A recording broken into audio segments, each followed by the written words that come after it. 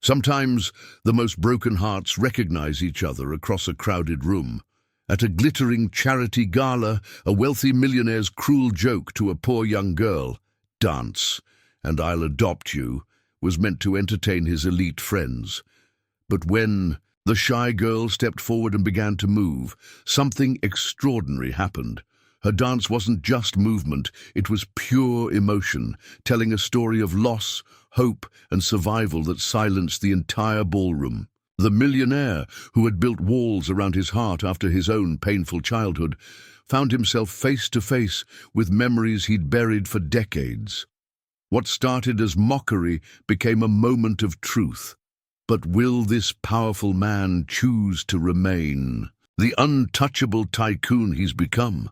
Or will he risk everything to give this girl the family they both desperately need? Before we jump back in, tell us where you're tuning in from. And if this story touches you, make sure you're subscribed. The morning sun cast long shadows across the marble floors of Marcus Wellington's penthouse office, 47 stories above Manhattan's restless streets. At 58, Marcus had built an empire that most men could only dream of. Wellington Technologies commanded respect in boardrooms across 3 continents, and his personal worth exceeded the GDP of small nations. Yet as he stood before the floor-to-ceiling windows, watching the city wake below, he felt the familiar hollow ache that no amount of success could fill. His reflection stared back from the glass, silver hair impeccably styled, expensive suit, tailored to perfection, eyes that had learned long ago to reveal nothing. Behind him, his office stretched like a monument to achievement, awards lining mahogany shelves, photographs with presidents and prime ministers, abstract art worth more than most people's homes. But in the corner of his private safe, hidden beneath investment portfolios and legal documents, lay a single faded photograph, a torn picture of a 7-year-old boy with dark eyes and his young mother's gentle smile. The only remnant of Marcus Wellington before he became Marcus Wellington. "Mr. Wellington?" Elena Rodriguez's voice carried through the intercom with its familiar tone of efficient warmth. She had been his executive assistant for 12 years, one of the few people who had witnessed his transformation from hungry entrepreneur to distant magnate. "The final guest list for tonight's gala needs your approval."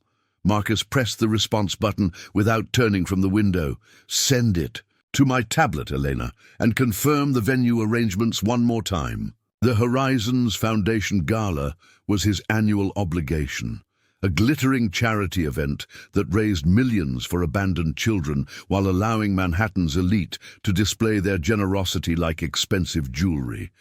The irony wasn't lost on him, that he, a man who understood abandonment more intimately than any of his guests, had chosen this particular cause. Perhaps it was penance, or perhaps it was the closest he could come to confronting his past without actually doing so. Elena appeared in his doorway, her graying hair pulled back in its customary bun, carrying the morning's reports. "David called. Twice already. He wants to discuss the Morrison acquisition before the gala." David Chen had been Marcus's business partner for 15 years, the closest thing to a friend that Marcus allowed himself. Where Marcus was calculating and cold, David balanced him with warmth and intuition. It was David who had suggested the charity focus, David who insisted they give back to the community that had supported their rise. Marcus had agreed, but only on paper. His heart remained as locked away as that faded photograph. "Tell David. I'll review his proposals after the event," Marcus said, finally turning from the window. "Tonight requires my full attention." Elena nodded, but her expression carried the concern of someone who had watched a brilliant man slowly isolate himself from everything that might bring him joy. "Mr. Wellington, perhaps you might consider actually enjoying yourself tonight. The foundation does wonderful work, and the foundation writes checks, Elena. That's what I pay it to do." His voice carried the finality that ended most personal conversations. Elena had learned, like everyone else in his life, that Marcus Wellington's emotional boundaries were not open for discussion. After she left, Marcus returned to his window, his mind drifting to the scheduled evening ahead. 300 of New York's most influential citizens would gather in the plaza's grand ballroom, writing generous checks for children they would never meet, solving problems they had never experienced. Marcus would deliver his annual speech about giving back, would smile for photographs with donors, would play the role of the benevolent billionaire. And tomorrow, he would return to this office, to this window, to this carefully constructed solitude. Meanwhile, 12 miles away in the Bronx, another kind of morning was unfolding in a cramped two-bedroom apartment where the heating worked sporadically, and the elevator had been broken for 3 months. Sophia Martinez pressed her small hands against the cold window, watching her breath fog the glass as she traced patterns with her finger. At 12, she possessed a grace that seemed borrowed from another world, long limbs that moved with unconscious elegance, dark eyes that held depths beyond her years, and a spirit that poverty had tested but not broken. "Mia, come help your abuela with breakfast," Rosa Martinez called from the tiny kitchen, her voice carrying the weariness of her 74 years and the lung disease that had been slowly stealing her breath for the past 2 years. Sophia turned from the window, her bare feet silent on the worn linoleum as she moved to help the woman who had raised her since infancy. Rosa Martinez had been a dancer once, before marriage and children and the weight of survival had redirected her dreams. Now she watched her granddaughter move with the same natural rhythm that had once carried her across stages in Guadalajara, and she saw possibility where others might see only hardship. In the corner of their living room, pushed against the wall to make space, stood an old ballet bar that Rosa had found at a thrift store and convinced their neighbor to install. It was there that Sophia practiced every morning before school, and every evening after helping with dinner, dancing to music that played only in her heart. "The lady from social services is coming today," Rosa said gently, stirring oatmeal in a pot that had seen better decades. She tried to keep the worry from her voice, but Sophia had learned to read the subtle signs of her grandmother's declining health, the way she gripped the counter for support, the careful way she controlled her breathing, the tremor in her hands that worsened each week. Sophia poured orange juice into 2 mismatched glasses, her movements economical and practiced. She had been managing household responsibilities since she was 9, when Rosa's first hospitalization had made it clear that their roles were slowly reversing. "Is she nice, this lady?" "Mrs. Patterson is very kind, Mija. She just wants to make sure you're doing well in school, that we have everything we need." Rosa's smile was brave but transparent. They both knew what these visits meant, what questions were being asked behind closed doors about Sophia's future. After a breakfast of oatmeal and careful conversation, Sophia prepared for school, while Rosa settled into her chair by the window with her rosary beads and her morning prayers. These quiet moments had become precious to both of them.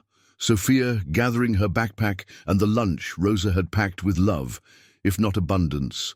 Rosa watching her granddaughter with the fierce tenderness of someone who knows that time is not unlimited. "Abuela," Sophia said, pausing at the door, "tonight there's a school dance performance at the community center. Small thing, just for families. Would you like to come?" Rosa's eyes brightened despite her fatigue. "Mija, I wouldn't miss it for the world." As Sophia walked to school through streets that had taught her to be cautious, but not fearful, she carried with her the same dream that had sustained her grandmother decades earlier, the belief that dance could transform the ordinary into something beautiful. That movement could tell stories that words could never capture. She didn't know that 12 miles away, a man with more money than he could spend in several lifetimes was preparing for an evening that would change both their lives forever. Marcus spent the afternoon in meetings that blurred together. Quarterly reports, market projections, merger possibilities that required his attention but not his passion. His assistant managed his schedule with military precision, ensuring that he would arrive at the plaza with exactly enough time to greet key donors before his welcome remarks. It was a routine they had perfected over the years, one that maximized his charitable impact while minimizing his emotional exposure. As evening approached, Marcus stood before his bedroom mirror, adjusting the black tie that completed his formal attire. The man looking back at him bore little resemblance to the frightened child in that hidden photograph. That boy who had learned early that love was temporary, that families were fragile things that could disappear without warning, that the safest path was to need no one and let no one need you. Tonight he would smile and speak about giving children hope for better futures. He would write a substantial check and pose for photographs that would appear in tomorrow's society pages. He would fulfill his obligations to charity and community as he had done every year for the past decade.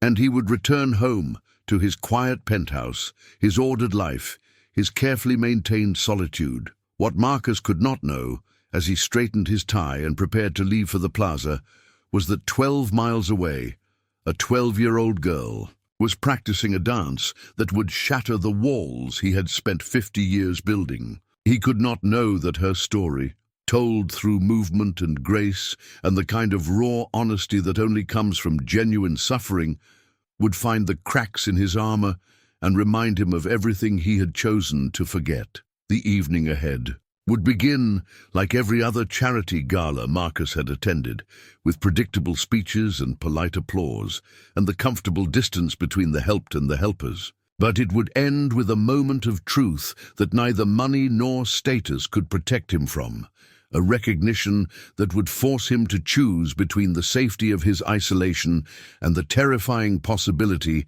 of letting someone matter to him again. The plaza's grand ballroom sparkled with the kind of elegance that money could buy and privilege could perfect.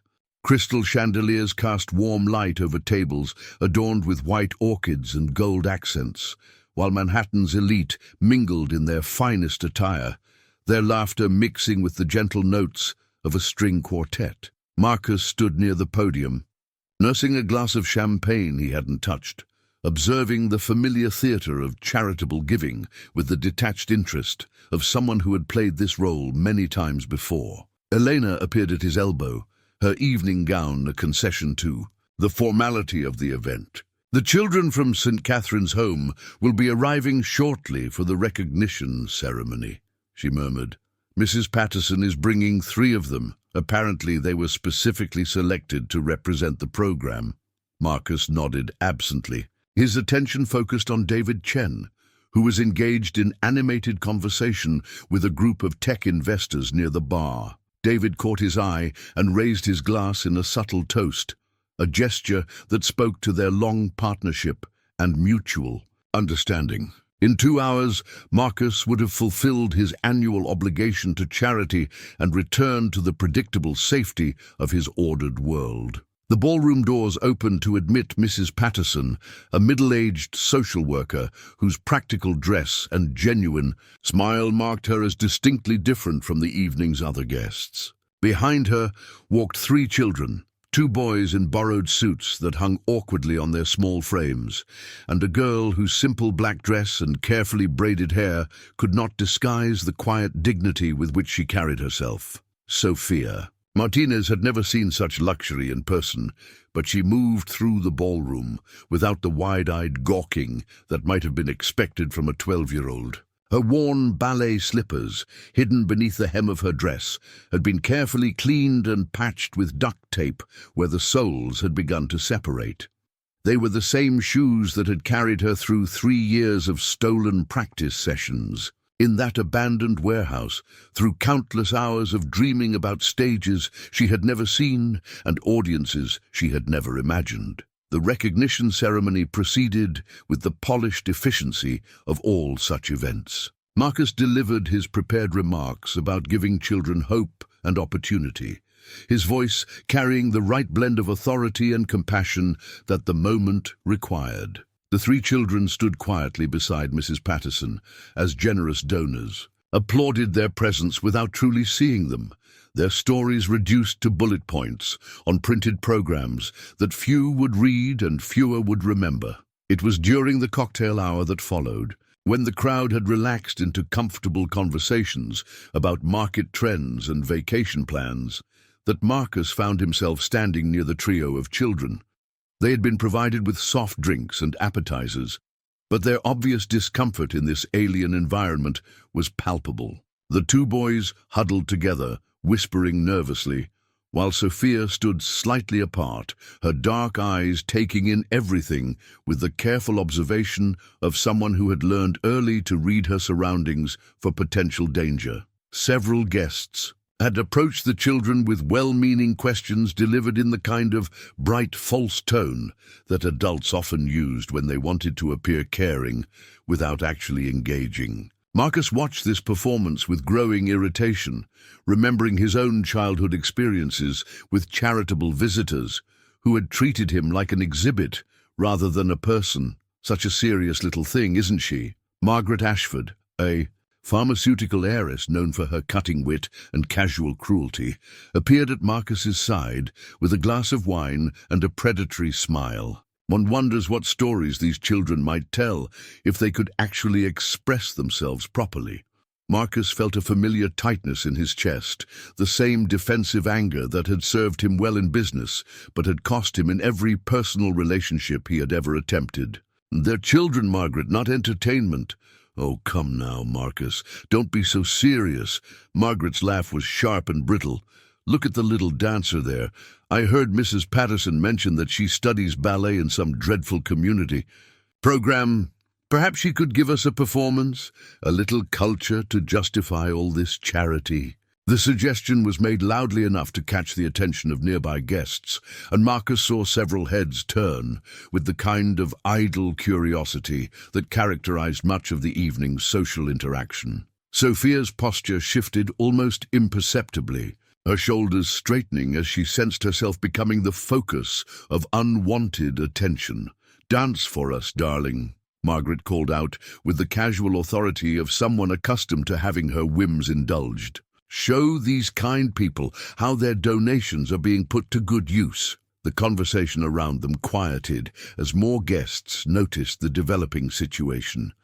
Marcus felt the familiar surge of anger that had driven him to success in business. The same protective fury that had once motivated a foster child to excel beyond everyone's expectations. But instead of channeling that anger into something constructive, instead of recognizing the frightened child in Sophia's careful composure, he chose the path that had always served his immediate interests. "Dance," he heard himself saying, his voice carrying across the suddenly quiet space, "and I'll adopt you."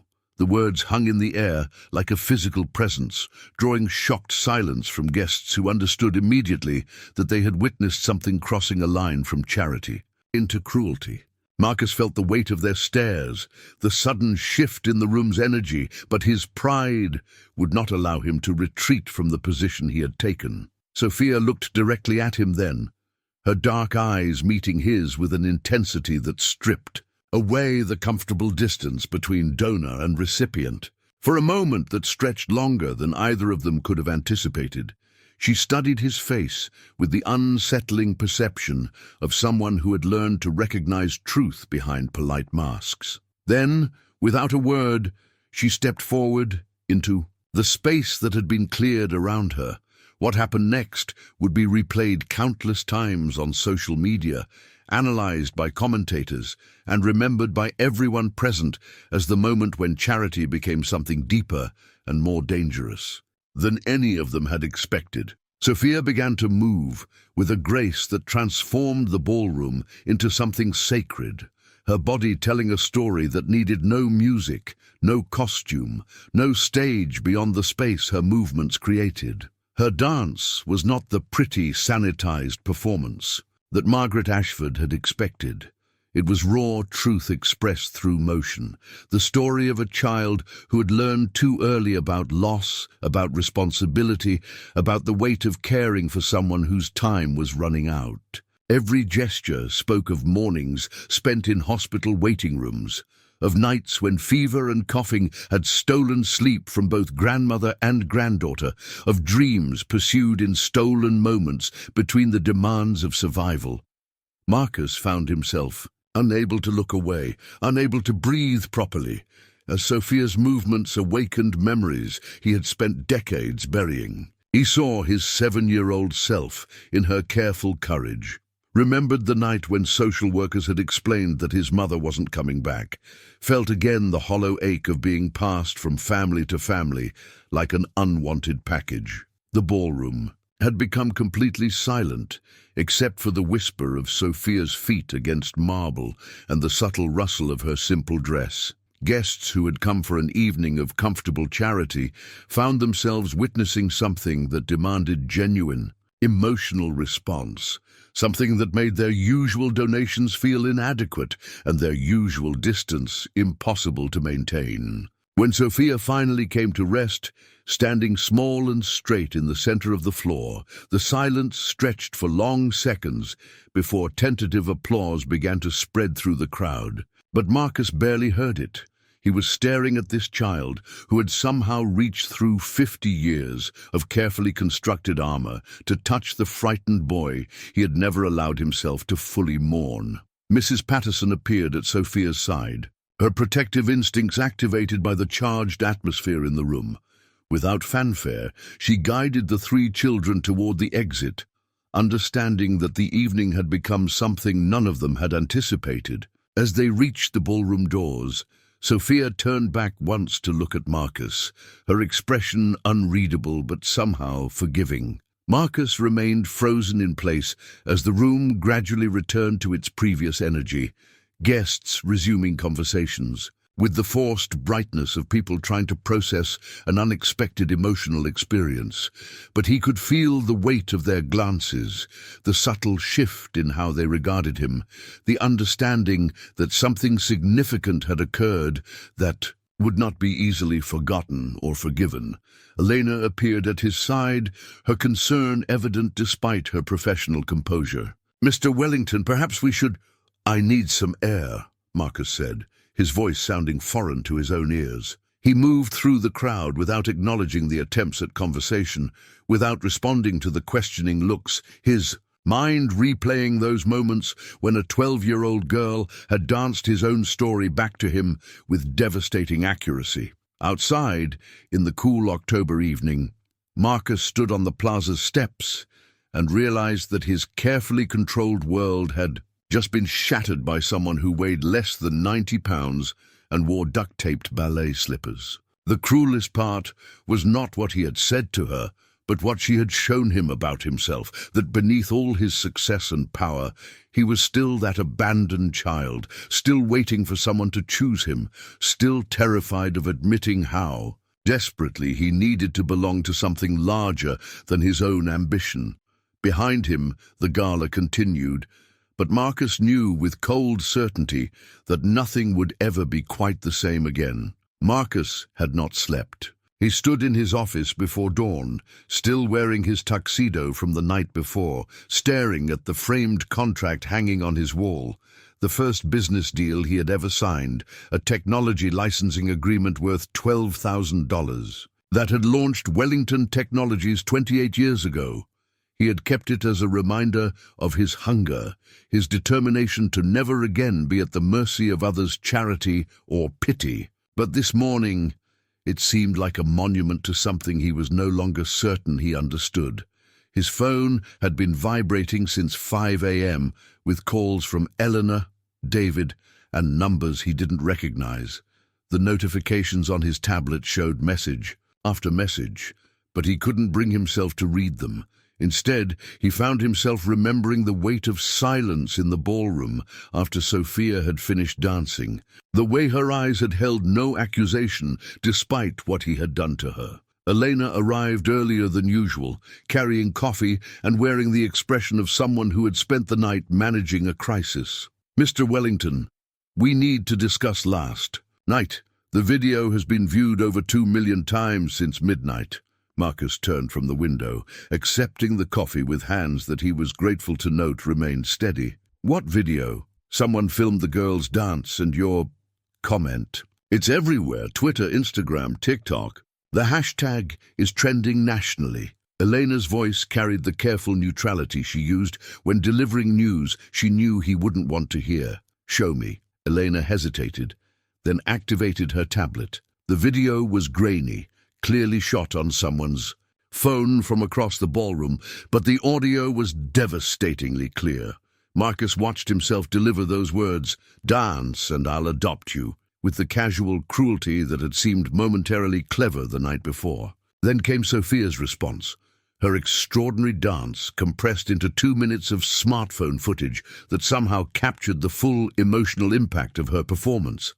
The comment section scrolled endlessly, thousands of people expressing outrage at his words, admiration for Sophia's courage, and speculation about his character and motivations. "Udru succeeds, dance and adopt." You had become a rallying cry for critics of wealth inequality and the casual cruelty of the privileged.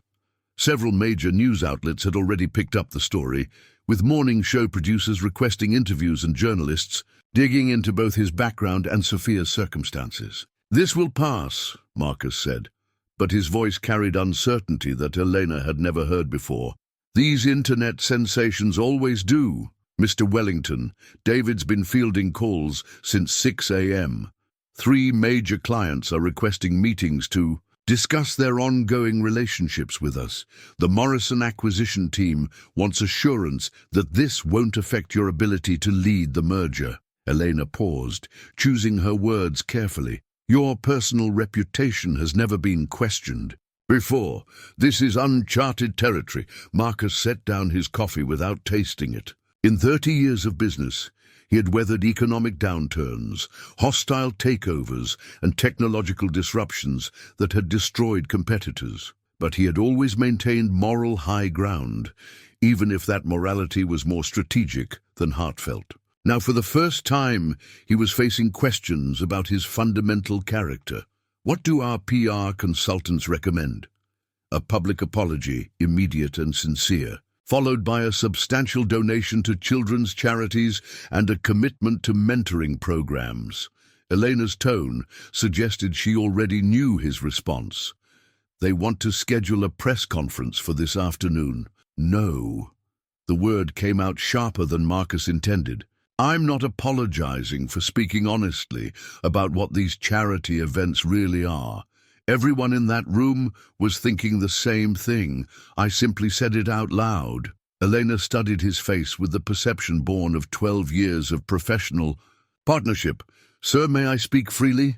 Marcus nodded, though he suspected he wouldn't appreciate what she had to say. "I've watched you build this company through intelligence, hard work, and yes, ruthless determination when necessary. But last night wasn't strategic or calculated.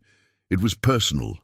And whatever drove you to humiliate that child, that's not the man I've worked for all these years." Across the city, Sophia was preparing for school with the same careful routine that had structured her mornings for the past 3 years. Rosa sat at their small kitchen table, her breathing labored, but her attention focused on the newspaper that their neighbor had brought over after seeing the story on the morning news. "Mija," Rosa said gently as Sophia packed her backpack. "Mrs. Patterson called. She wants to visit this afternoon." Sophia's hands stilled on her notebook.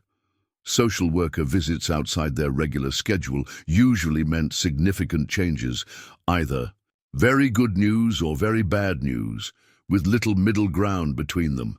Did she say why? Something about last night, about the man who made that comment. Rosa's voice carried the protective anger of someone who had spent her life shielding others from unnecessary cruelty. "You don't have to see him again, Mija. Whatever he thinks his money can buy, you are not for sale." But Sophia had been thinking about Marcus Wellington since she had awakened before dawn. Not about his cruel words. She had heard worse from teachers who thought poor children lacked ambition, from classmates who mocked her second-hand clothes, from strangers who looked at her and her grandmother and saw only problems to be solved or avoided. What haunted her was the moment during her dance when she had seen something flicker behind his cold expression, a recognition that felt familiar, like looking into a mirror that reflected not appearance, but shared experience. Abuela, when you were young and dancing in Mexico, did people ever watch you and see only what they expected to see? Rosa set down her newspaper, understanding that her granddaughter was processing something more complex than simple hurt feelings. Many times, mija, but sometimes, if you dance truthfully enough, you can make them see who you really are. And sometimes you can make them see who they really are too. Sophia nodded, shouldering her backpack and kissing her grandmother goodbye.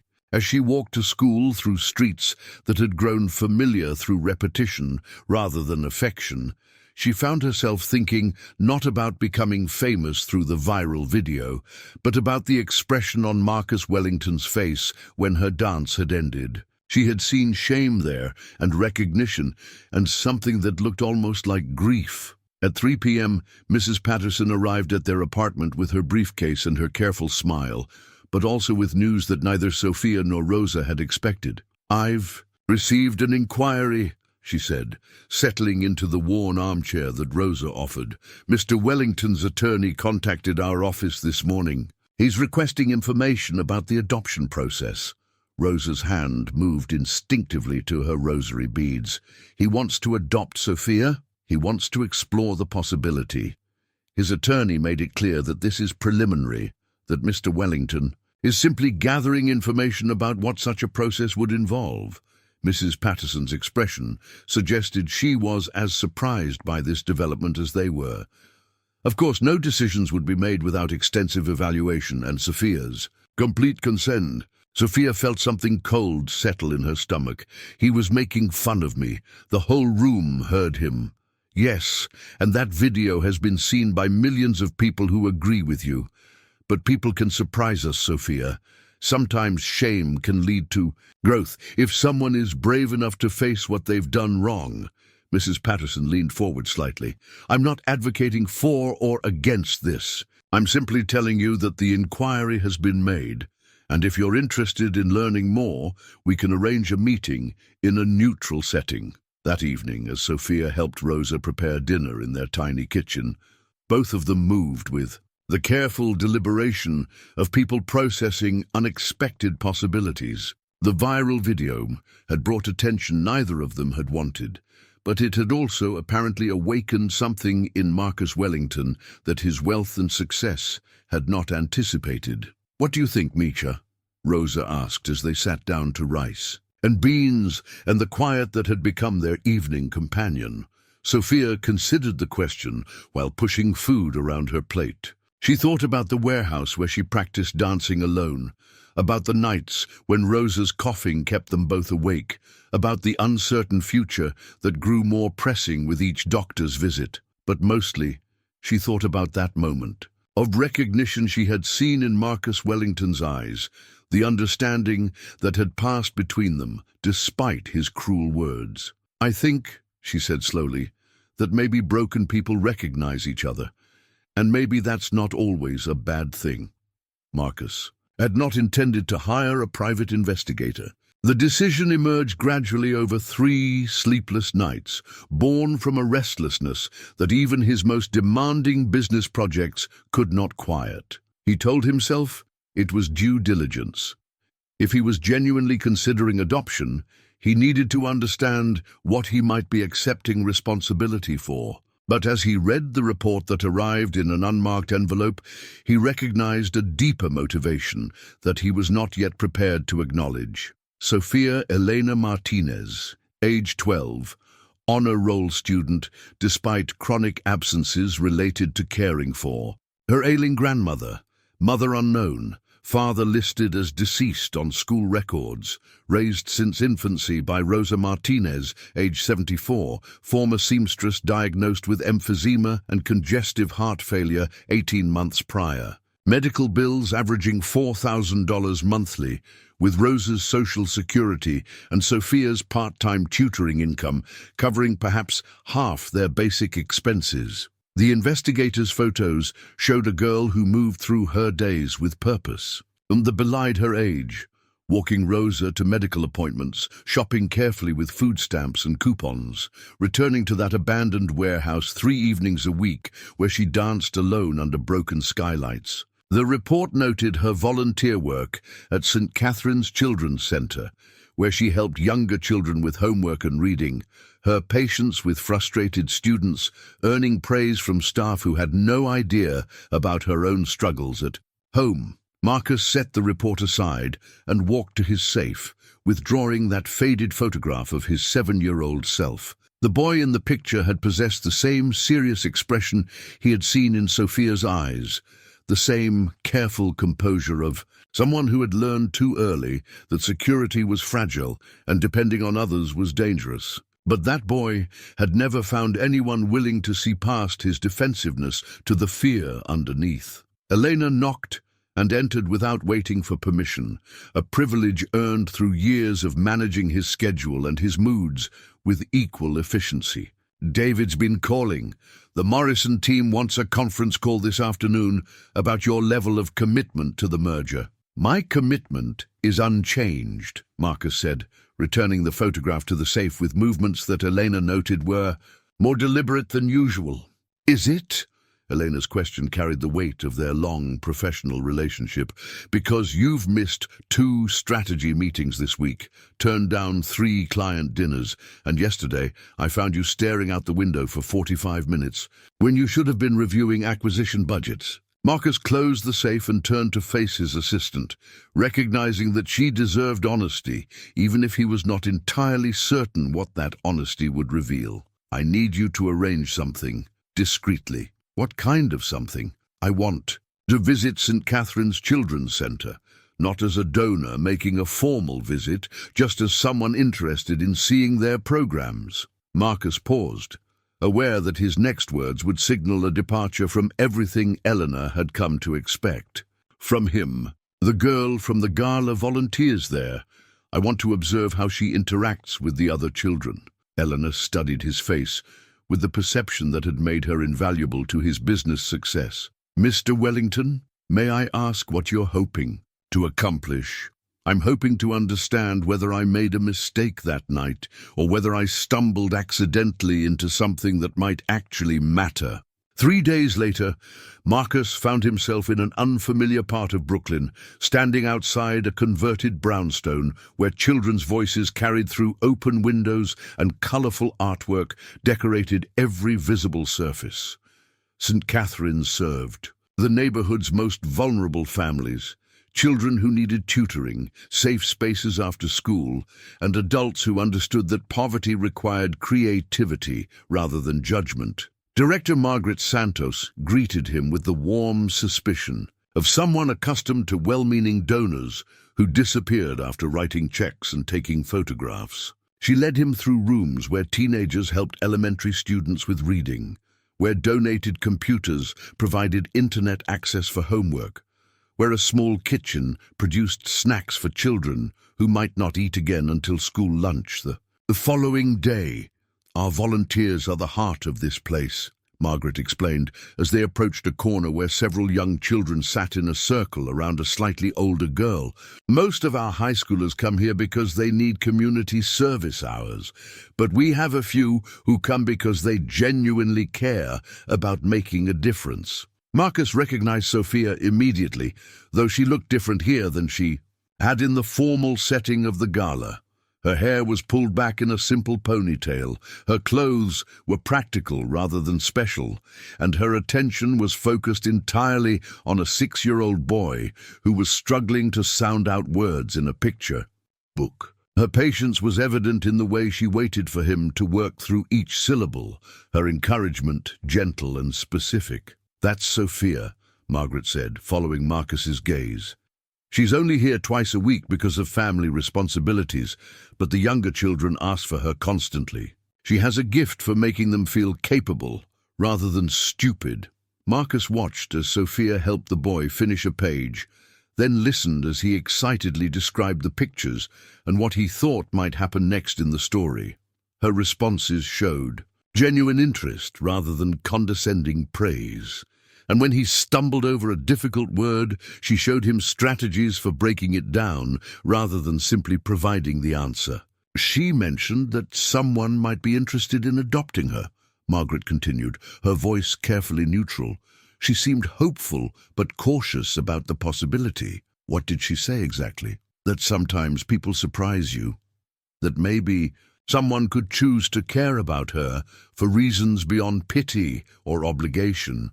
Margaret's expression suggested she had strong opinions about adults who made promises to children without understanding the weight of those commitments. She's been disappointed before, previous foster placements that didn't work out. She's learned not to expect too much. Marcus felt something twist in his chest as he watched Sophia celebrate the boy's success in finishing the story.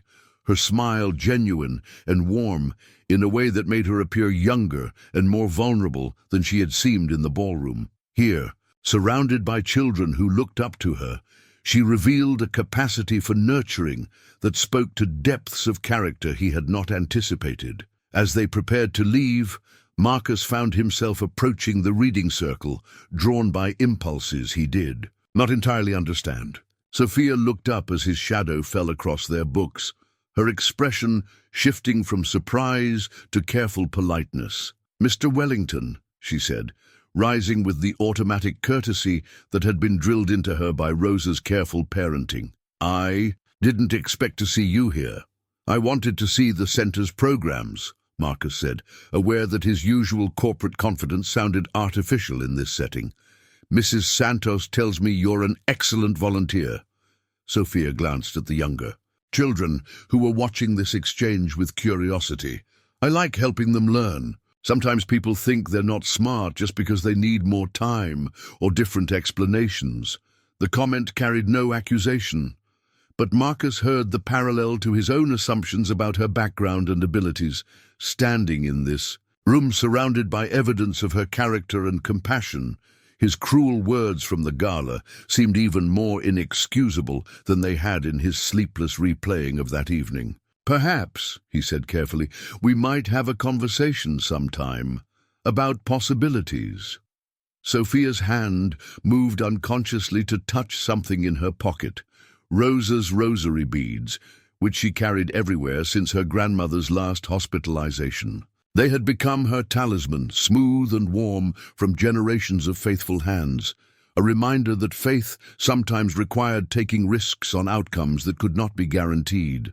"I would like that," she said simply, and Marcus understood that she was offering him something precious and fragile, a second chance to prove that adults could sometimes be trusted to mean what they said. The Department of Children's Services office occupied a dreary building where fluorescent lights flickered over worn furniture and walls that had absorbed decades of difficult conversations. Marcus sat in the waiting area, acutely aware that his tailored suit and expensive watch marked him as distinctly out of place among the caseworkers and families who navigated this system out of necessity rather than choice. In his briefcase lay a manila folder that had arrived from his attorney the previous day, his own adoption file from 1972, retrieved through official channels he had never imagined accessing. The documents told a story he had spent 50 years avoiding.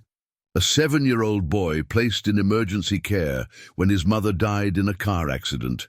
No father listed, no extended family willing or able to take responsibility. 2 failed adoptions, families who had returned him to the system when his grief manifested as behavioral problems they were not equipped to handle. He had been labeled difficult to place by the time he aged out of the adoption system and into group homes, where he had learned that survival required walls that no one could breach. "Mr. Wellington?" Mrs. Patterson appeared with her clipboard, and professional smile, though her expression suggested wariness about this unusual case. "Sophia and her grandmother are here. Shall we begin?" The conference room was small and institutional, furnished with a rectangular table that had hosted thousands of conversations about children's futures. Rosa Martinez sat beside her granddaughter, her breathing assisted by a portable oxygen concentrator that she tried to position discreetly despite its obvious necessity. Sophia wore the same simple black dress from the gala, carefully cleaned and pressed, her hands folded in her lap with the stillness of someone who had learned to be cautious about revealing too much too quickly. "This is an unusual situation," Mrs. Patterson began, arranging papers with the efficiency of someone who had managed difficult conversations for 20 years. "Mr. Wellington, your initial inquiry was quite sudden. Sophia, you have expressed interest in learning more about this possibility. Before we discuss details, I think we should address the elephant in the room." Marcus cleared his throat, aware that both Sophia and Rosa were studying him with expressions that revealed nothing about their expectations or judgments. "I owe you an apology," he said, directing his words to Sophia. "What I said at the gala was inappropriate and cruel. There is no excuse for using someone's circumstances as entertainment." Sophia's dark eyes remained steady on his face. "Why did you say it?" The question was simple and direct, cutting through the diplomatic language he had been prepared to offer. Marcus found himself responding with honesty that surprised him. "Because I was angry at being reminded of things I had spent a long time forgetting, and because it was easier to hurt you than to admit that your dance had affected me." "What did it remind you of?" Mrs. Patterson looked ready to intervene, concerned that this exchange was moving too quickly into territory that required careful navigation. But Rosa placed a gentle hand on Sophia's arm, understanding that her granddaughter was conducting her own evaluation of this man who claimed to want responsibility for her future. Marcus reached into his briefcase and withdrew his adoption file, setting it on the table between them. "What it reminded me of was being your age and having adults make decisions about my life based on their convenience rather than my needs. What it reminded me of was being afraid that no one would ever choose to keep me." The admission hung in the air while Rosa's expression softened with recognition of shared experience, and Sophia's posture shifted almost imperceptibly toward greater attention. Mrs. Patterson made notes on her legal pad, documenting this unusual conversation that was revealing more about both parties than her standard intake procedures typically managed. "Mr. Wellington," Mrs. Patterson said, "adopting a 12-year-old is significantly different from adopting an infant. Sophia has established relationships, educational needs, and emotional complexities that require long-term commitment. Given your business responsibilities and lifestyle, how would you manage the practical aspects of parenting?" Marcus had prepared for this question, but found his practiced answer insufficient for the reality of Rosa's labored breathing and Sophia's careful attention. "I would need to make significant changes to my schedule and priorities. Elena, my assistant, has been researching schools and support services. I own a townhouse on the Upper East Side that would provide more appropriate living space than my current penthouse. And when your business requires travel, when merger deadlines, conflict with school events or medical appointments?" Mrs. Patterson's questions carried the weight of experience with well-intentioned adults who underestimated the demands of child-rearing. "Then the business will have to wait," Marcus said, surprising himself with the certainty in his voice. "I have spent 30 years building a company that can function without my constant presence. If I cannot trust my team to handle operations while I attend a school play or a doctor's appointment, then I have failed as a leader." Rosa spoke for the first time since introductions, her voice soft but clear despite her breathing difficulties. "Mr. Wellington, why do you want to adopt my granddaughter? Not why you should, but why you want to." The question struck at something deeper than legal requirements or social expectations. Marcus looked at Sophia, who was watching him with the same intense focus she had displayed during their first conversation at St. Catherine's. "Because when she danced that night, she showed me something I had forgotten about myself. She reminded me that being abandoned doesn't have to mean being alone forever, and because I think we might be able to help each other heal from things that happened before either of us had any control over our circumstances." "What if I disappoint you?" Sophia's question was barely above a whisper, but it carried the weight of previous rejections and broken promises. "What if I disappoint you?" Marcus responded, and for the first time since they had sat down, Sophia's careful composure cracked enough to allow a small smile.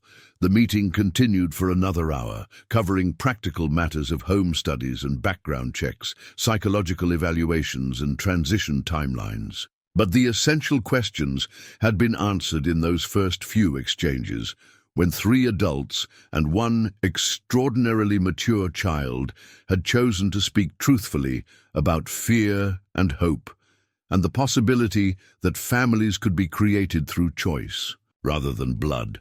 As they prepared to leave, Rosa struggled to rise from her chair, and Marcus instinctively moved to assist her. She accepted his help with the dignity of someone who had learned to navigate assistance without losing independence. And as he steadied her oxygen concentrator, she spoke quietly, so that only he could hear. "She has been taking care of me for too long. She needs someone who will take care of her." That evening, Marcus sat in his office reviewing quarterly reports that failed to hold his attention, his mind replaying the afternoon's conversation. Elena knocked and entered with coffee and the concerned expression that had become her default setting since the gala incident. "How did it go?" "Better than I expected. More complicated than I anticipated." Marcus accepted the coffee and gestured to the chair across from his desk. "Elena, I need you to arrange something else." Discreetly. "Of course. Rosa Martinez, Sophia's grandmother. She has significant medical expenses that her insurance doesn't cover. I want you to work with our legal team to establish a medical trust that covers her ongoing care. Anonymous funding, no publicity, no connection to the adoption process." Elena made notes on her tablet, but her expression suggested questions about his motivations. "Sir, may I ask why?" Marcus turned to look out at the city lights, thinking about a 12-year-old girl who carried rosary beads in her pocket and had spent 3 years caring for the woman who had raised her. Because Sophia shouldn't have to choose between having a future and honoring her past. And because some things matter more than business strategies or public relations. For the first time in months, Elena smiled with genuine warmth. "I'll make the arrangements tomorrow." The warehouse stood like a forgotten cathedral in an industrial district where weeds pushed through broken concrete and rust painted abstract patterns on corrugated metal walls. Sophia led Marcus through a gap in the chain-link fence, moving, with the confidence of someone who had claimed this abandoned space as her own sanctuary. Inside, late afternoon sunlight streamed through skylights that had survived decades of neglect, casting geometric patterns across a floor that Sophia had swept clean with salvaged brooms and obsessive care. "This is where I practice," she said, simply gesturing to the empty space that had become her private stage. In one corner she had arranged concrete blocks to create a makeshift bar, and along the walls she had hung mirrors salvaged from construction dumpsters, their surfaces cracked but still functional. "The acoustics are good, and no one bothers me here." Marcus stood in the center of the space, trying to reconcile the girl beside him with the fierce independence required to create something beautiful from urban decay. She had transformed abandonment into opportunity, found grace in a place that others saw only as industrial waste. "How long have you been coming here?" 3 years, since Abuela got too sick to take me to the community center classes." Sophia moved to the makeshift bar, her posture shifting into the disciplined alignment that spoke of countless hours of self-directed practice. "I know it's not much, but when I dance here, I can imagine any stage I want." She began to move. Through exercises that Marcus recognized from his limited exposure to ballet, positions and movements that required strength and flexibility developed through solitary dedication. There was something deeply moving about watching her practice in this forgotten space, her determination transforming crumbling walls into something approaching sacred. "At your age, I lived in a group home in Queens," Marcus said, surprising himself with the admission. There was a common room where they kept a television that barely worked and furniture that had been donated from people who wanted tax deductions more than they wanted to help children. But in one corner, there was this old music box that someone had left behind. Sophia paused in her routine, sensing that he was sharing something significant. It had a tiny ballerina that spun when you wound it up. The music was just 3 notes over and over, but I used to watch her turn and think that she was the only beautiful thing in that whole place. Marcus moved closer to where Sophia stood at her improvised bar. I used to imagine that someday I would buy a real music box with perfect music and a ballerina that never stopped dancing. Did you buy one, I mean? Marcus shook his head. By the time I had money for things like that, I had convinced myself that I was too practical for such purchases, too focused on important matters to waste money on sentiment. They stood together, in comfortable silence, surrounded by the evidence of Sophia's solitary creativity. Marcus understood that she had brought him here not to impress him, but to share the space where she was most herself, where her dreams took physical form despite every practical limitation her circumstances had imposed. "Will you dance for me?" he asked. "Not like that night at the gala, just for yourself, the way you do when no one is watching." Sophia considered the request, then nodded. She moved to the center of the space and closed her eyes, allowing herself to hear music that existed only in her imagination. When she began to move, it was different from her performance at the charity gala. Less raw emotion, more pure joy in the act of movement itself. She danced as though she were communicating with the light streaming through the broken skylights, as though her body were translating feelings too complex for words. Marcus watched from the periphery, recognizing that he was witnessing something precious and private. This was not performance for an audience, but conversation with herself, a dialogue between aspiration and reality that played out through movement and grace. When she finished, coming to rest in the center of the space with her arms raised toward the light, he felt something shift in his chest, a recognition that his life had been missing not just family, but wonder. The drive back to Rosa's apartment passed quietly, both of them processing what had been shared in that abandoned warehouse. But as they climbed the 3 flights of stairs to the small apartment, they could hear Rosa's coughing through the thin walls, a harsh, persistent sound that spoke of lungs struggling against fluid and infection. "She's getting worse," Sophia said matter-of-factly, though Marcus heard the fear underneath her clinical assessment. "The doctors say maybe 6 months, but I think it might be less." Inside the apartment, they found Rosa propped up in her hospital bed, which now occupied most of the living room. Her breathing was labored even with the oxygen concentrator running at maximum capacity, and her skin had taken on the translucent quality that Marcus recognized from his visits to dying board members and business partners. "How was your adventure?" Rosa asked, managing a smile despite her obvious discomfort. "Marcus came to see my dance space," Sophia said, automatically checking Rosa's oxygen levels and adjusting her pillows with the practiced efficiency of a caregiver. "I think he liked it." "It's extraordinary," Marcus said, settling into the chair beside Rosa's bed. "She's created something beautiful from nothing. That takes vision and determination that most adults never develop." Rosa's eyes moved between Marcus and Sophia, reading the subtle changes in their dynamic with the perception of someone who had spent her life understanding relationships. "She has always been special. Even as a baby, she had this way of watching everything, learning from what she saw. Her mother would have been proud." It was the first time anyone had mentioned Sophia's mother in Marcus's presence, and he saw Sophia's posture shift slightly, her attention focusing on Rosa with increased intensity. "What happened to her mother?" Marcus asked gently. Rosa's hand found her rosary beads, her fingers moving over the worn surface with automatic comfort. "Maria was 17 when Sophia was born. Too young, too scared, too poor to manage alone. She stayed until Sophia was 6 months old, then left one morning while I was at work. I came home to find Sophia in her crib with a note saying that she trusted me to give her daughter opportunities she couldn't provide. Marcus felt the familiar ache of abandonment, understanding now why Sophia carried herself with such careful self-sufficiency. Has she ever tried to contact you? Never.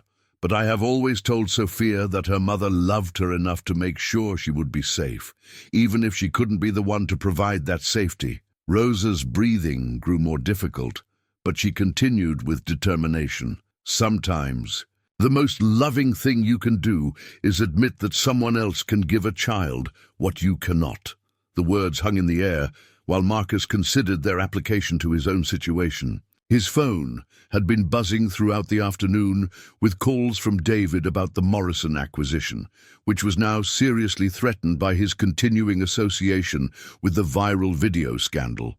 Several board members had requested emergency meetings to discuss his fitness for leadership, and at least 3 major clients had expressed concerns about Wellington Technology's stability under his guidance. But sitting in this cramped apartment, watching Sophia tend to her dying grandmother with tenderness that should have been beyond her years, Marcus realized that his business empire felt suddenly less important than the family forming tentatively around him. For the first time in 30 years, he found himself considering the possibility that success might be measured by something other than quarterly profits and market dominance. I should go, he said finally, recognizing that Rosa needed rest and that Sophia required time to process their afternoon together. But as he prepared to leave, Rosa caught his hand with surprising strength.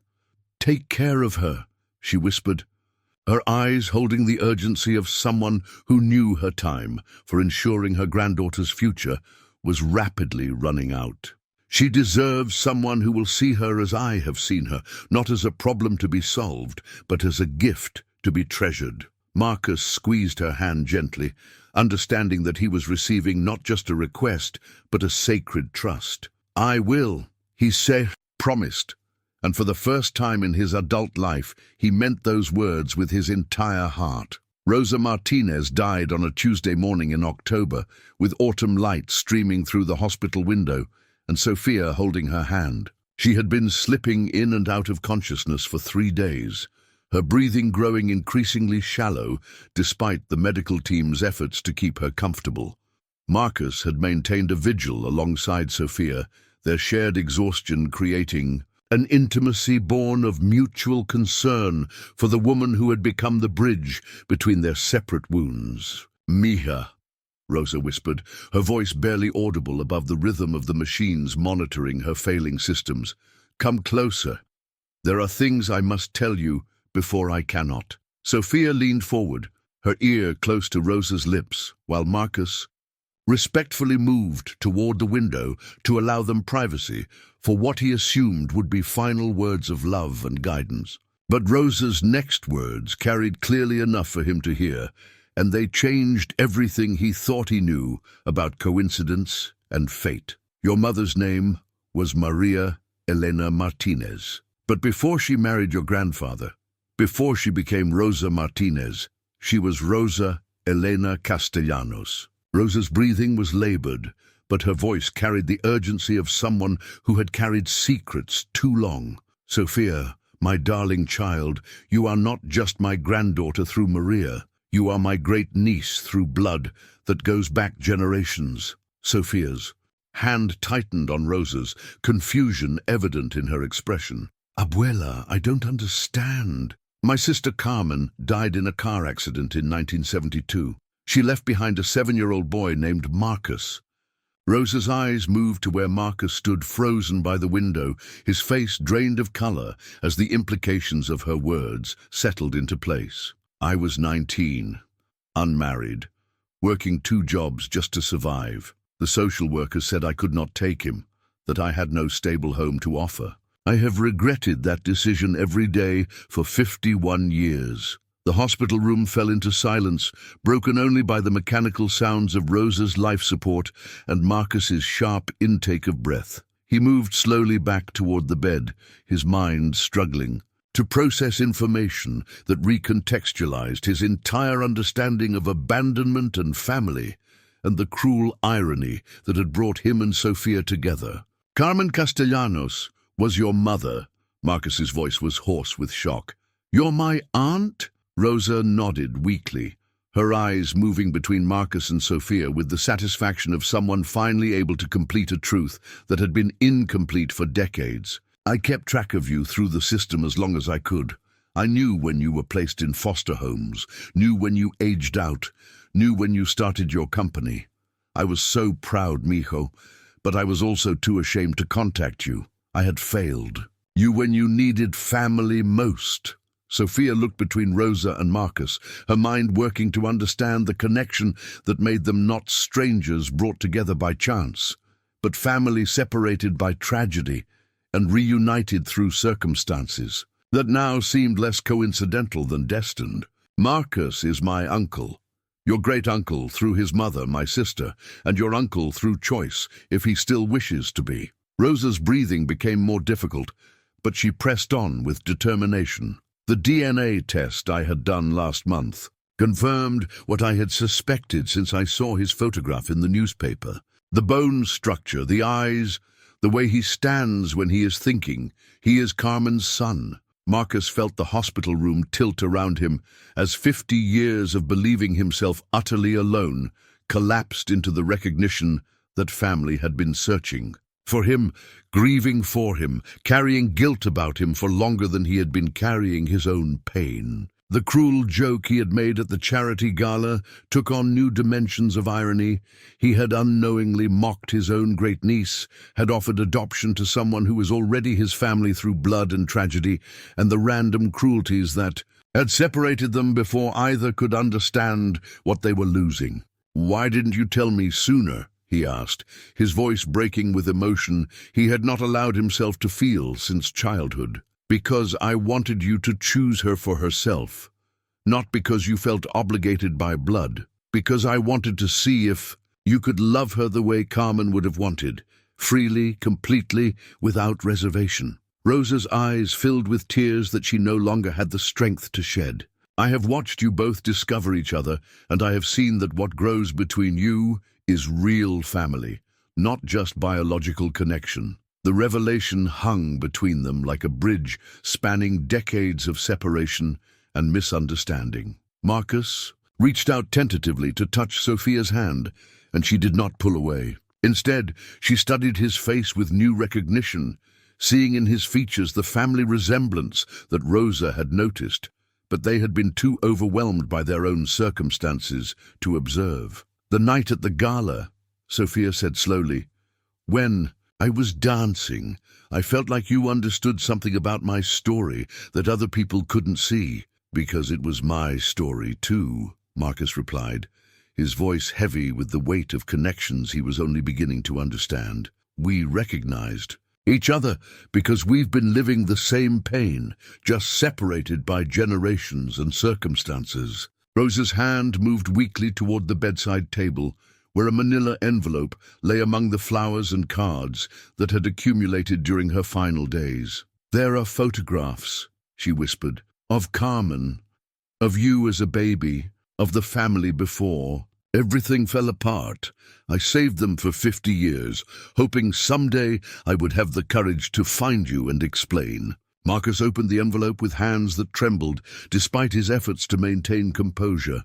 Inside were black and white photographs that told the story of a family destroyed by poverty and bad luck rather than abandonment and choice. Pictures of his mother holding him as an infant, her young face radiant with love and hope.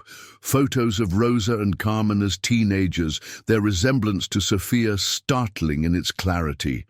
A group shot of extended family at a celebration, aunts and uncles and cousins who had been scattered by economic necessity, and the particular cruelties that poverty imposed on those with the fewest resources to fight back. "She loved you so much, mijo," Rosa said, her voice growing fainter but her determination undiminished. "Carmen fought to keep you after the accident.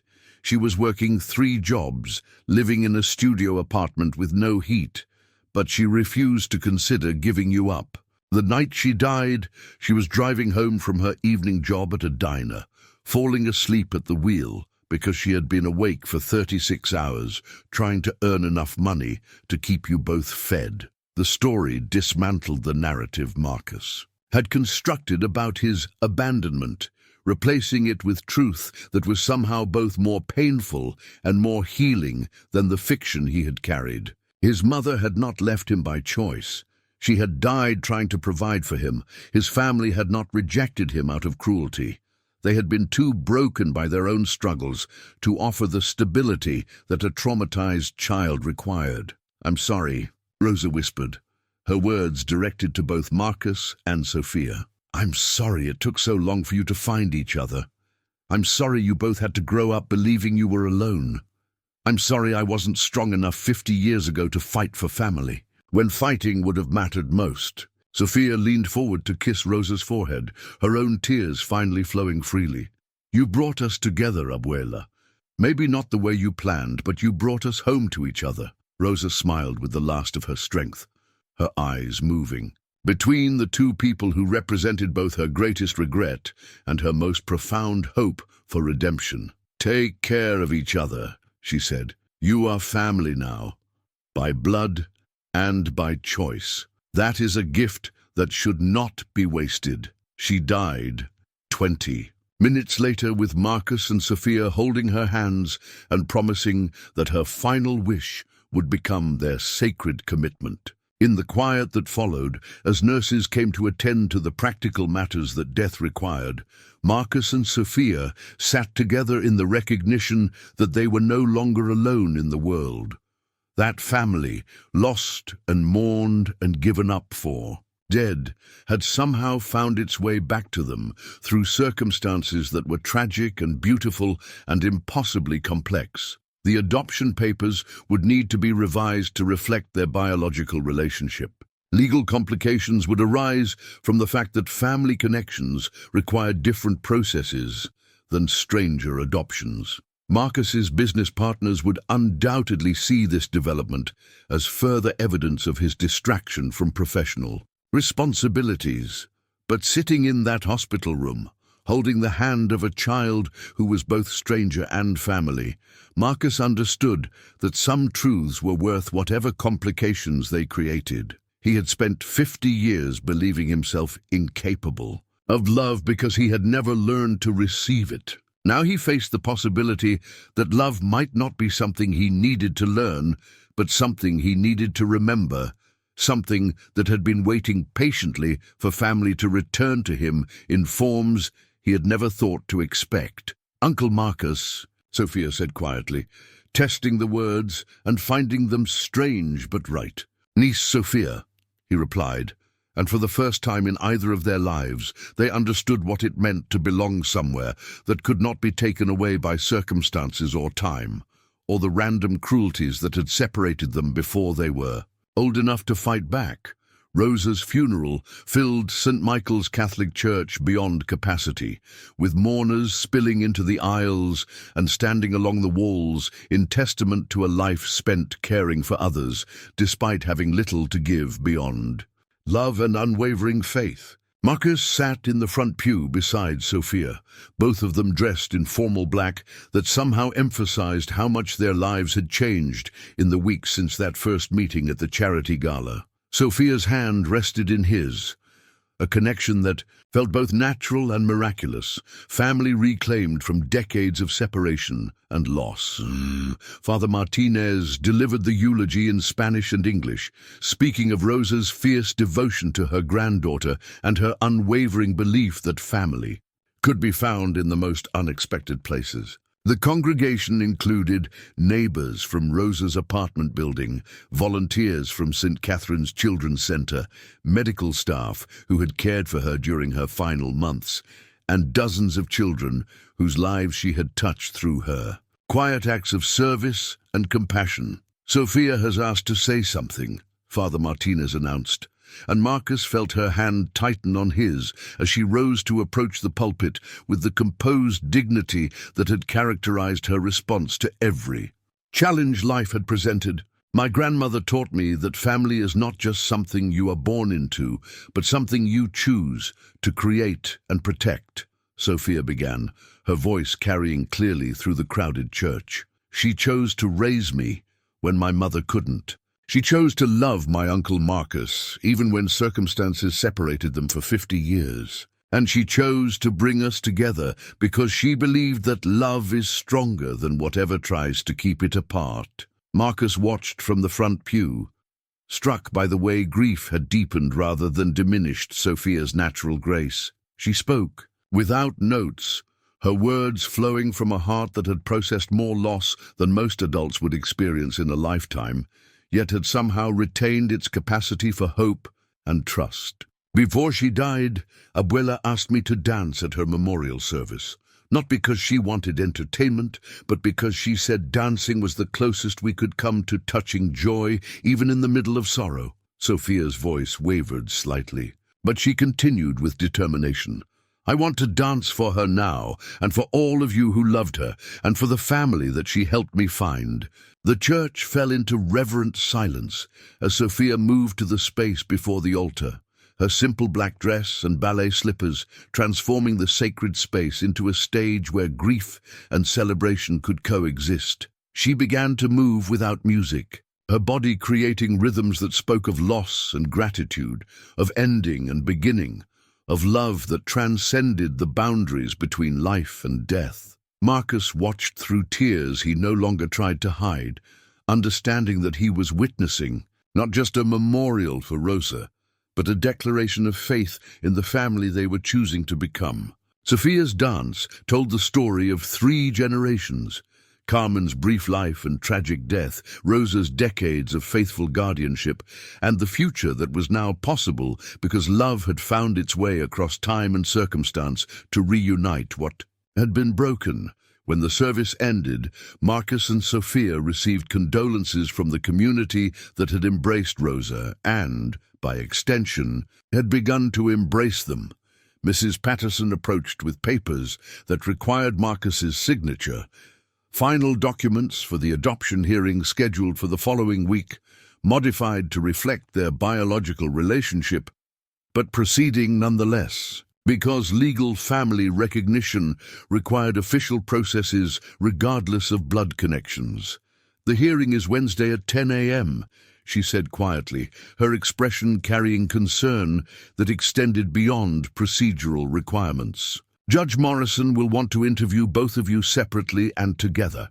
Given the media attention this case has received, we should expect scrutiny beyond the usual evaluation. Marcus nodded, though his attention was divided between the legal requirements and the increasingly urgent messages from David and Elena about business crises that had reached a breaking point during the week of Rosa's decline and death. The Morrison acquisition had collapsed entirely, with the consortium citing concerns about Wellington Technologies' leadership stability. 2 major clients had terminated contracts, and the board of directors had called an emergency meeting for Thursday, 1 day after the adoption hearing. That evening, in the temporary apartment Marcus had rented to provide Sophia with stable housing during the legal transition, they sorted through Rosa's belongings with the careful attention that preserving memory required. Among her personal effects, they found letters Rosa had written but never sent, messages to Marcus expressing her regret about their separation, her pride in his achievements, her hope that someday circumstances would allow her to explain the choices that had kept them apart. "She wrote to you for years," Sophia said, reading passages aloud from letters dated across decades. "She followed your business success in newspapers and magazines. She prayed for you every day, asking God to keep you safe and to somehow bring you home to family." Marcus read the letters with growing amazement, understanding that his success had been witnessed and celebrated by family he had never known existed. Rosa had clipped newspaper articles about Wellington Technologies' major deals, had saved photographs from business magazines that featured him at industry events, had maintained a connection across distance and silence that spoke to love's persistence even in the absence of contact. His phone rang with the insistent tone reserved for priority.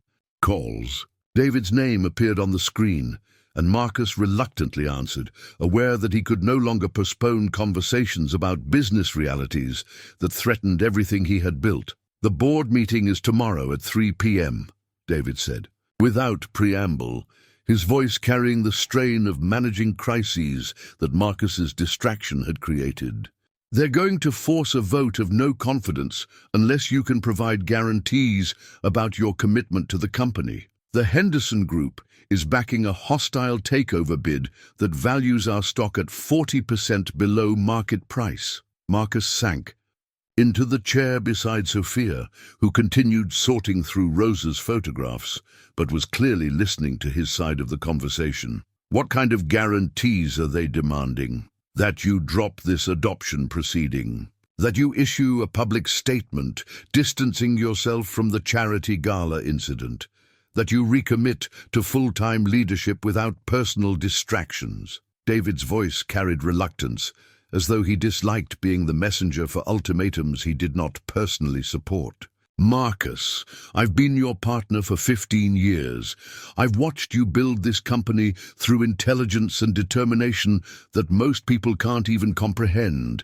But they're right about one thing.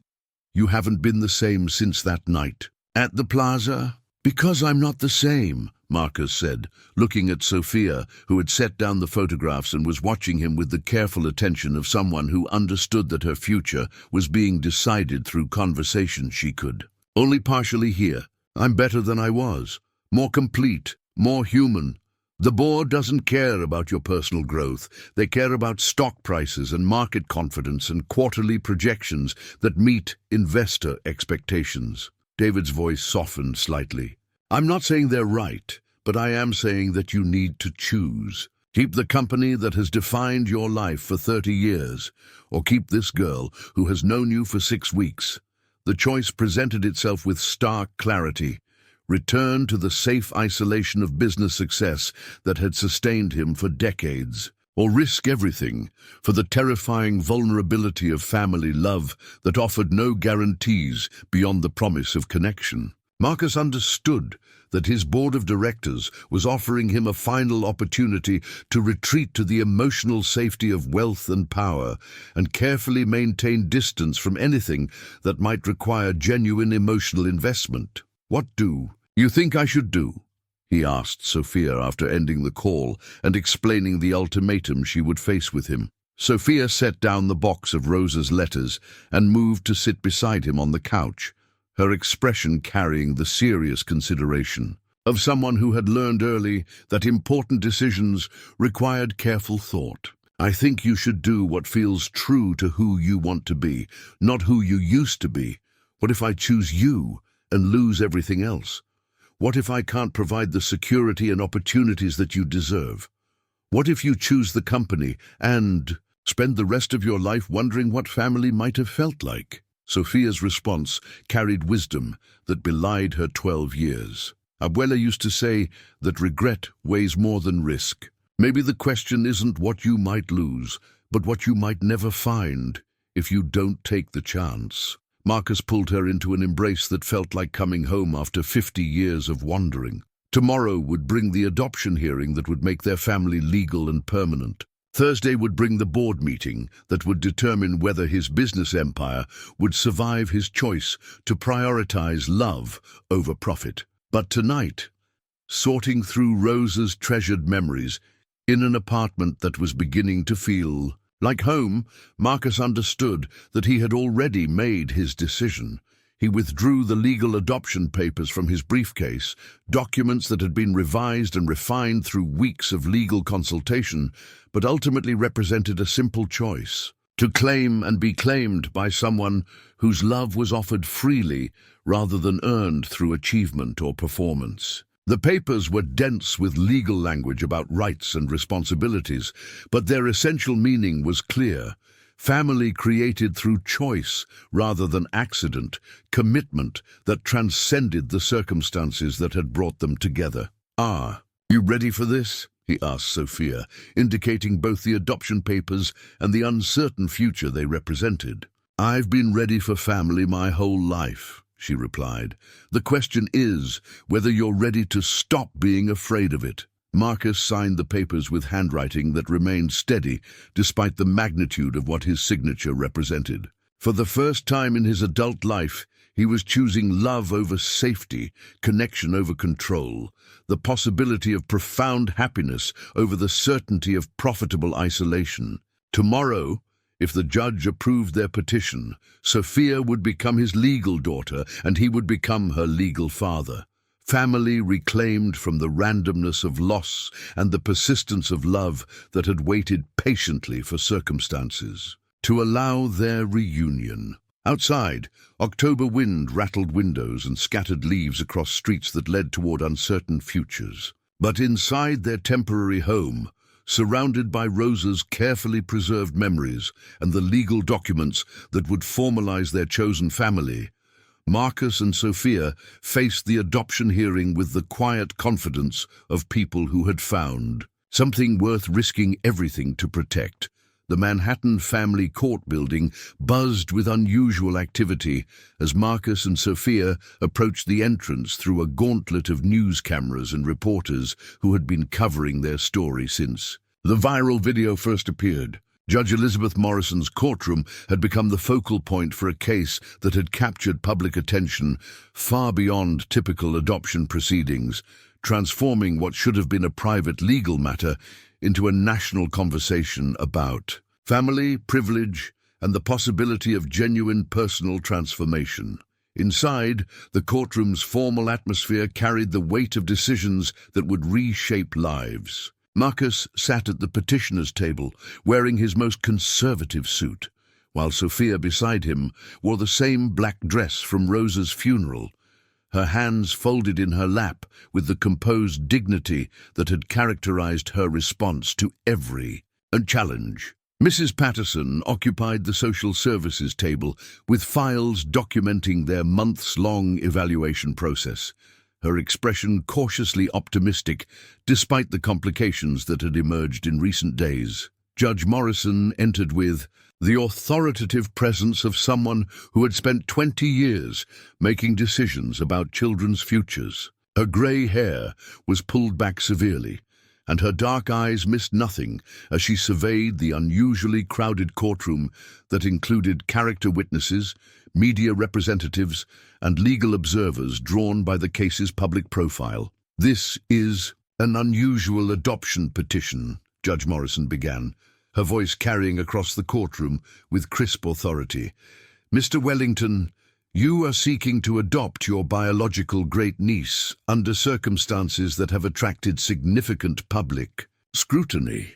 Before we proceed, I want to address some concerns that have been brought to my attention." Marcus felt Sophia's hand slip into his as Judge Morrison reviewed the case file, her expression revealing nothing about her inclinations regarding their petition. Behind them, Elena sat in the gallery alongside David, both wearing expressions of support, despite the professional chaos that Marcus's choices had created. "Your Honor," a voice called from the back of the courtroom, "I represent the Henderson Group, and we have information relevant to Mr. Wellington's fitness as an adoptive parent." Marcus turned to see a team of corporate attorneys led by Jonathan Henderson, whose acquisition attempt would succeed if Marcus could be removed from Wellington Technologies' leadership. Their presence in family court represented a new level of ruthlessness that surprised even Marcus, though he recognized the strategic logic of attacking his personal life to achieve business objectives. "Mr. Henderson," Judge Morrison said with obvious irritation, "this is an adoption hearing, not a business proceeding. Unless you have evidence of child welfare concerns, your presence is inappropriate."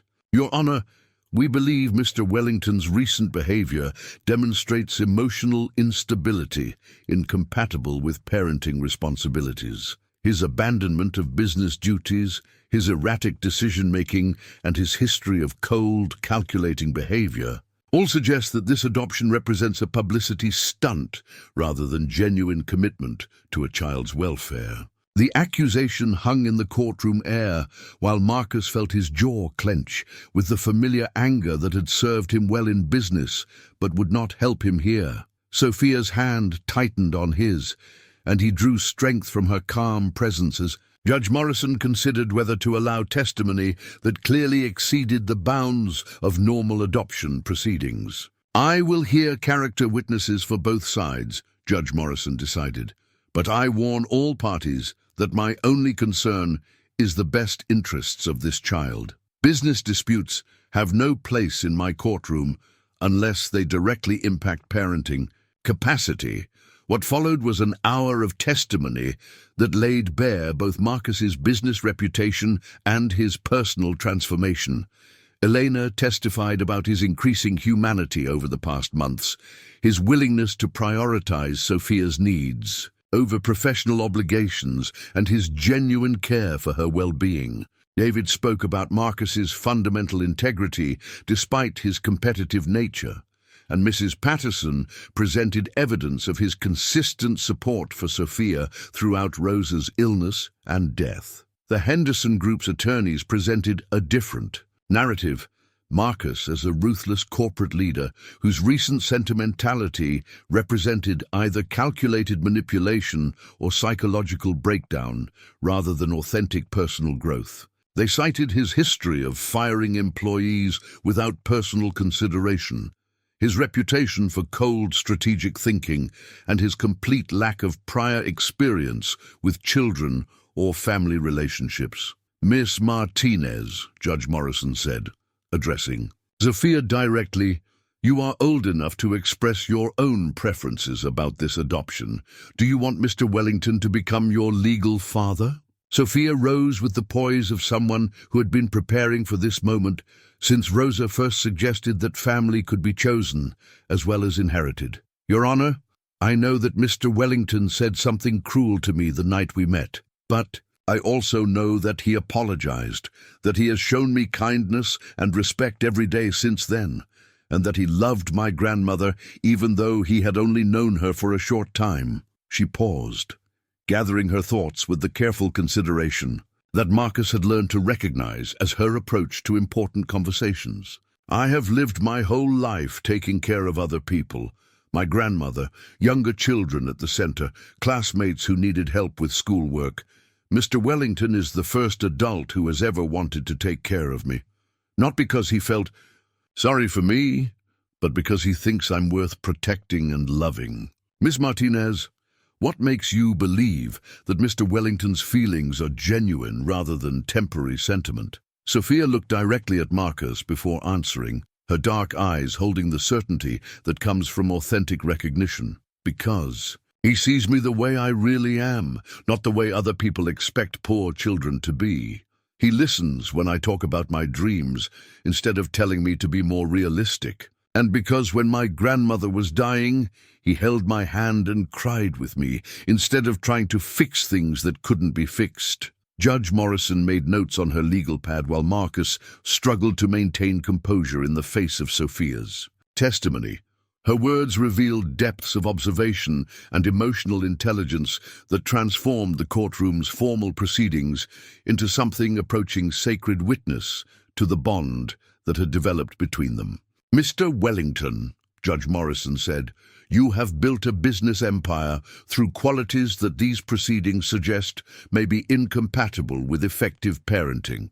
How do you respond to concerns about your capacity for the emotional vulnerability that children require?" Marcus stood, understanding that his response would determine not only the adoption's outcome, but also the future of the family that he and Sophia had begun to create from the fragments of their separate losses. "Your Honor, everything they have said about my business practices is true. I have been calculating, competitive, and emotionally distant throughout my professional career. But Sophia has taught me that strength sometimes means allowing yourself to be changed by love, rather than always trying to control outcomes." His voice carried across the courtroom with quiet conviction. "I cannot promise to be a perfect father, but I can promise to be a learning father, someone willing to grow into the parent that she deserves." Judge Morrison's gavel rested on the bench between acceptance and rejection, between family and separation, between the possibility of love and the safety of remaining unchanged. Judge Morrison set down her pen and looked across the courtroom. With the measured authority of someone who had made countless decisions about children's futures, but rarely under circumstances that carried such public scrutiny and personal complexity. The silence stretched long enough for Marcus to feel his heartbeat in his ears, and for Sophia's hand to tighten imperceptibly on his as they waited for words that would either create or destroy the family they had chosen to become. After reviewing all testimony, psychological evaluations, and home study reports, Judge Morrison began, her voice carrying the weight of judicial consideration that had processed every argument presented by both advocates and opponents. I find that this adoption serves the best interests of the child and should be approved. The gavel struck the bench with finality that transformed hope into legal reality. Marcus felt something break open in his chest. 50 years of defensive armor cracking to release emotions he had learned to suppress in boardrooms and business negotiations, but could no longer contain in this moment of profound personal victory. Sophia's tears came immediately, washing away months of careful composure as she allowed herself to believe that someone had finally chosen to keep her permanently. "Congratulations," Judge Morrison said with the first smile she had displayed during the proceedings. "Mr. Wellington, you are now Sophia's legal father with all rights and responsibilities that relationship entails. Miss Martinez, or rather, Miss Wellington, if you choose to take your father's name, you now have the permanent family that every child deserves." The courtroom erupted in restrained celebration as Elena and David approached their table with congratulations that carried genuine warmth despite the professional complications this decision would create. Mrs. Patterson embraced Sophia with the satisfaction of someone who had guided them through a process that could have ended very differently, and Father Martinez offered blessings in Spanish and English that acknowledged both their legal victory and the spiritual significance of family reclaimed from loss. Outside the courthouse, the media frenzy reached peak intensity as reporters pressed forward with questions about Marcus's business future and Sophia's feelings about her new circumstances. But neither father nor daughter had attention for external commentary. They were too absorbed in the reality of belonging to each other legally as well as emotionally, of having survived the scrutiny and opposition to emerge as officially recognized. Family. Marcus's phone had been buzzing continuously with calls from David about the emergency board meeting that would convene in 2 hours to address his future with Wellington Technologies. The Henderson Group's takeover bid had gained momentum during the adoption proceedings, with several major investors expressing concerns about his judgment and priorities that extended far beyond recent business performance. But as they walked through Manhattan streets toward the townhouse that would become their home, Marcus found himself surprisingly peaceful about the possibility of losing everything he had spent 30 years building. "Are you worried about the company?" Sophia asked as they stopped at a crosswalk, her new legal status still settling into reality that felt both natural and miraculous. "I'm worried about providing for you properly," Marcus admitted. "Wellington Technologies has been my identity for so long that I'm not entirely certain who I'll be without it. But I'm not worried about choosing family over business. That feels like the first unquestionably right decision I've made in years." They spent the afternoon transforming the townhouse's guest bedroom into space that could accommodate a 12-year-old girl whose life had been shaped by necessity rather than comfort. Marcus had already installed professional dance mirrors along one wall and a practice bar at the height Sophia preferred, creating a dedicated space where she could pursue the dreams that had sustained her through years of uncertainty. "It's beautiful," Sophia said, running her hand along the smooth wood of the bar with the reverence of someone who understood the difference between necessity and luxury. "I've never had a room that was just mine." They unpacked her few belongings, clothes, that Elena had helped select during shopping trips that had introduced Sophia to stores where price was secondary to quality, books from Rosa's collection that carried the weight of shared reading sessions, and the small music box that Marcus had found in an antique shop and presented as a symbol of dreams that were no longer deferred. "There's something else," Marcus said, withdrawing an envelope from his jacket pocket. "I had these made this morning." Inside were adoption certificates and, more significantly, a photograph taken by the court photographer immediately after Judge Morrison's decision, the first official image of Marcus and Sophia as father and daughter, their faces showing the exhaustion and relief and joy of people who had fought for something precious and won. Elena appeared in the doorway with news that could not be delayed despite the celebration. The board meeting concluded 20 minutes ago. The vote of no confidence passed 8-4. Henderson Group has assumed operational control of Wellington Technologies effective immediately. Marcus studied Elena's expression, reading concern that extended beyond professional implications to genuine worry about his emotional response to losing the company that had defined his adult identity. But instead of the devastation she expected, he felt only a curious lightness, as though 30 years of carrying weight he had not recognized had suddenly been lifted from his shoulders. "What happens to our employees?" he asked, his concern focused on people whose livelihoods depended on decisions beyond their control. David negotiated protection for all current staff and benefit packages. The transition should be relatively smooth from their perspective. Elena paused, choosing her words carefully. "Marcus, I'm sorry, I know how much the company meant to you." Marcus looked around the room they had created for Sophia, mirrors reflecting light from windows that opened onto a garden where she could practice outdoors when weather permitted, bookshelves waiting to be filled with stories they would read. Together, space that spoke of permanence rather than temporary arrangement. "It meant everything to me when I thought it was all I had," he said, pulling Sophia into an embrace that felt like the completion of a journey that had begun 50 years earlier in another courthouse where different decisions had separated family, rather than creating it. "But I've learned the difference between having everything and having what matters." That evening, as they sat down to their first dinner as an officially recognized family, Marcus understood that he had traded an empire built on strategic thinking and emotional distance for something immeasurably more valuable,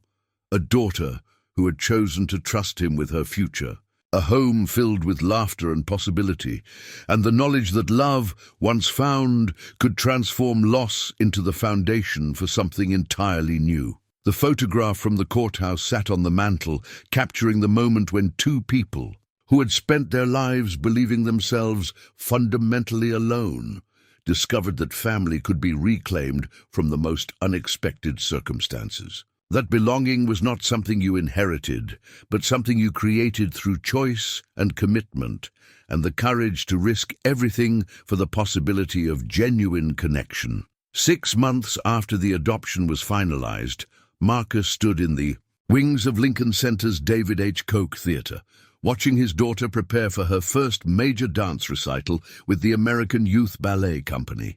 Sophia wore a white tutu that caught the stage lights like captured starlight, her dark hair secured in the perfect chignon that Elena had spent an hour perfecting that morning. At 13, she had grown taller and more confident, her movements carrying the precision that came from daily practice in her home studio and weekly classes, with the finest instructors that Marcus's carefully rebuilt resources could provide. 5 minutes to places, the stage manager called, and Marcus squeezed Sophia's hand in the gesture that had become their ritual before important moments. "Break a leg," he whispered, using the theater expression that had initially horrified him until Sophia explained its significance.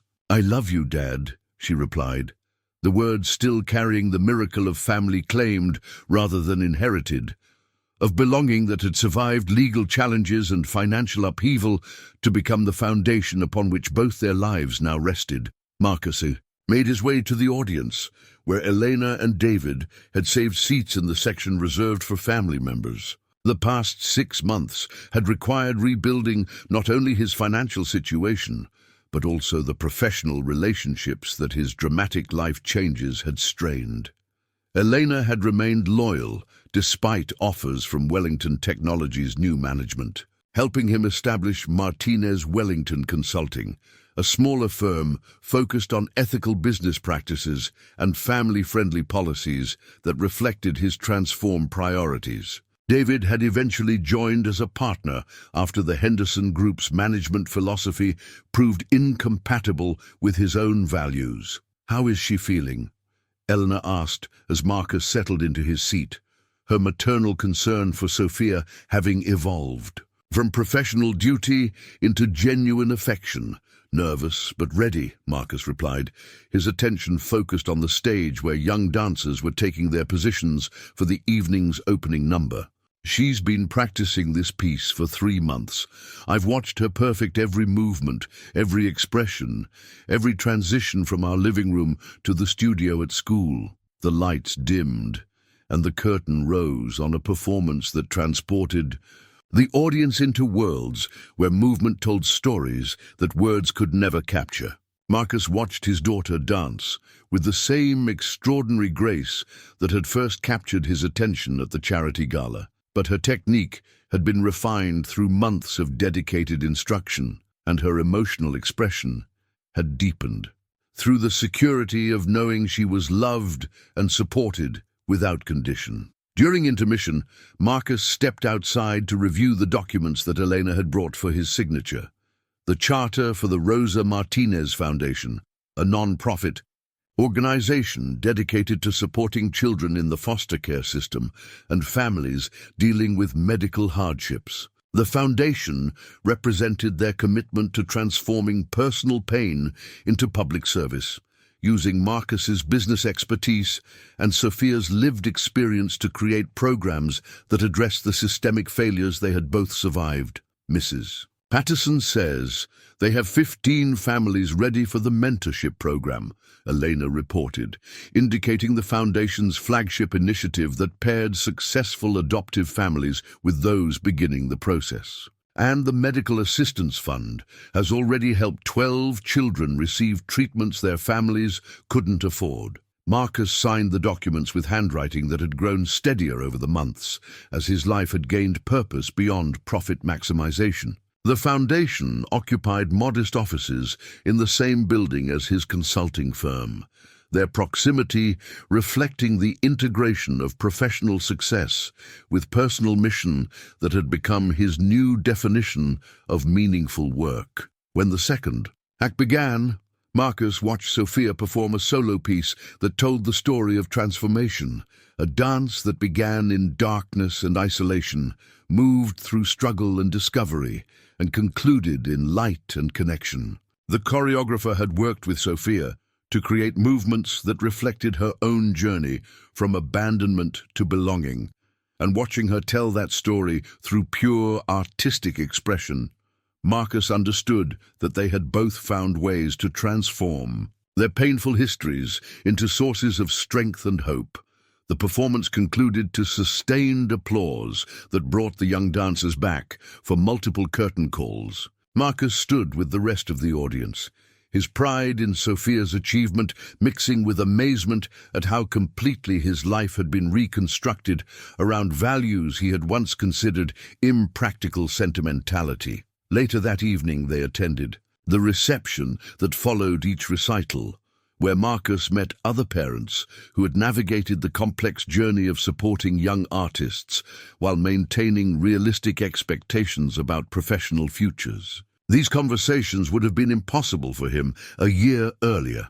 His previous life had contained no space for community connection or shared experiences that extended beyond business networking. "Dad," Sophia appeared at his side, still flushed with performance adrenaline but clearly exhausted from the emotional intensity of the evening. "Can we go home? I want to read with you before bed."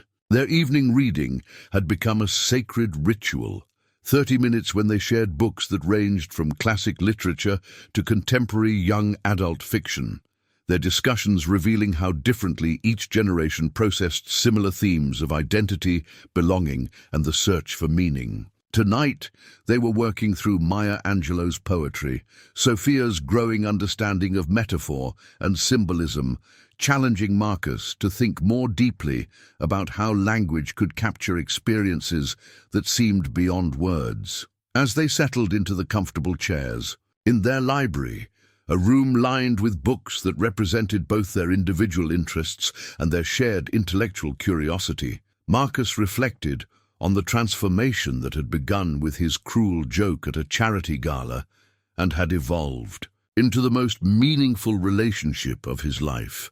There is no greater agony than bearing an untold story inside you, Sophia read from the Angelou collection, her voice carrying the careful attention she brought to passages that seemed particularly significant. "What do you think that means?"